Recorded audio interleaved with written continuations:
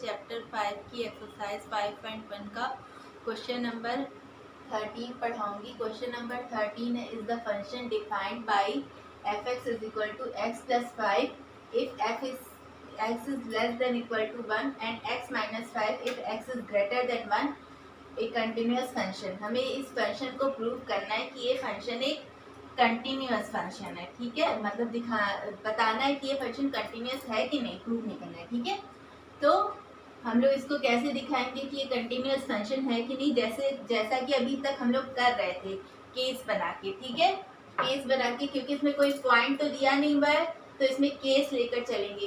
Case कैसा लेके चलेंगे, इसमें 3 केस दिया हुआ है।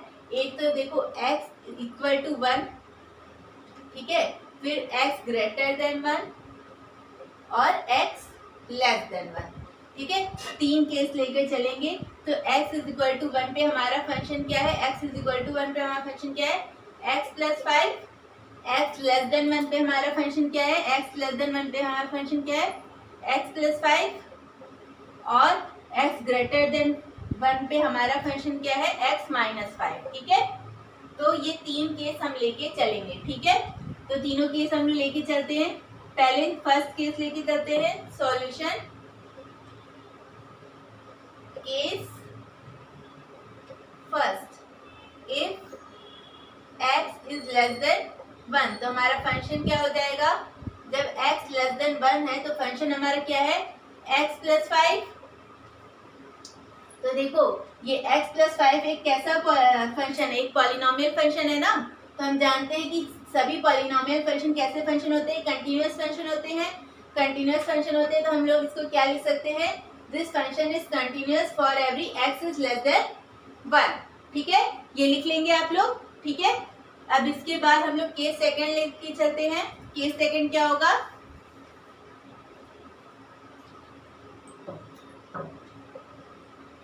केस सेकंड है, if x is greater than 1। जब x ग्रेटर देन 1 है तो फंक्शन हमारा क्या है, फंक्शन हमारा है x माइनस 5। अब x माइनस 5 भी क्या है, एक पॉलिनोमियल है। पॉलिनोमियल फंक्शन कैसे होते हैं, कंटिन्यूअस फंक्शन होते हैं। और कंटिन्यूअस फंक्शन होते हैं तो इसको भी हम लिख सकते हैं, this function is continuous for every x is greater than 1। ठीक है, अब लेते हैं केस थर्ड।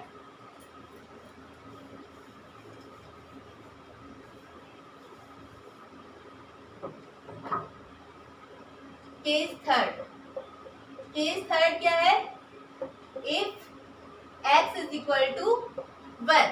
अब जब इस पॉइंट पे चेक करना है तो इस पॉइंट पे हम लोग left hand limit right hand limit निकाल के चेक करेंगे। क्योंकि 1 के देखो, अगर 1 के हम लोग लेफ्ट हैंड साइड चलते हैं तो हमारी वैल्यू कुछ और है और राइट हैंड साइड पे वैल्यू कुछ और है। ठीक है, यानी इसके नेबरहुड में, अगर नेबरहुड में देखेंगे तो अगर ये 1 है यहाँ पे तो इसके नेबरहुड में इस साइड इसकी वैल्यू कुछ, फंक्शन की वैल्यू कुछ और है और इस साइड इस फंक्शन की वैल्यू कुछ और है। ठीक है, तो क्या करेंगे,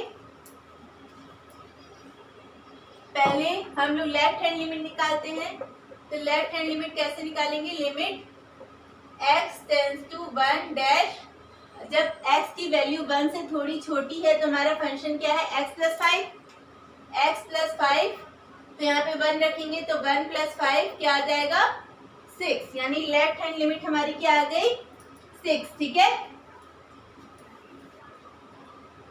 लेफ्ट हैंड लिमिट हमारी आ गई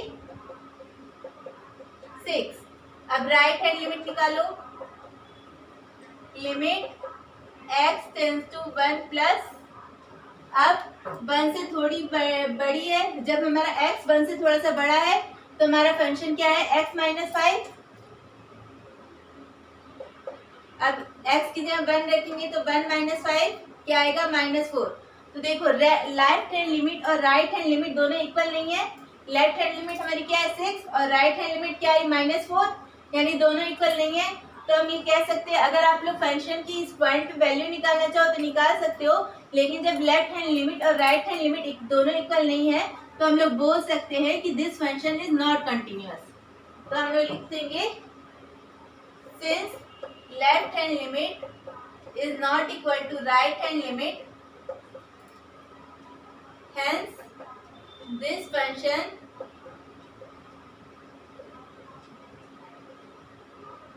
is not continuous at x is equal to 1। हमें यही चेक करना था कि ये फंक्शन कंटिन्यूअस है कि नहीं है। तो x ग्रेटर देन 1 पे ये फंक्शन कंटिन्यूअस था, x लेस देन 1 पे ये फंक्शन कंटिन्यूअस था, लेकिन x इज इक्वल टू 1 पे ये फंक्शन कंटिन्यूअस नहीं है। ठीक है, हमें यही चेक करना था। ठीक है, तो अगर आप लोगों को मेरा वीडियो पसंद आता है तो प्लीज़ लाइक, शेयर और सब्सक्राइब करें।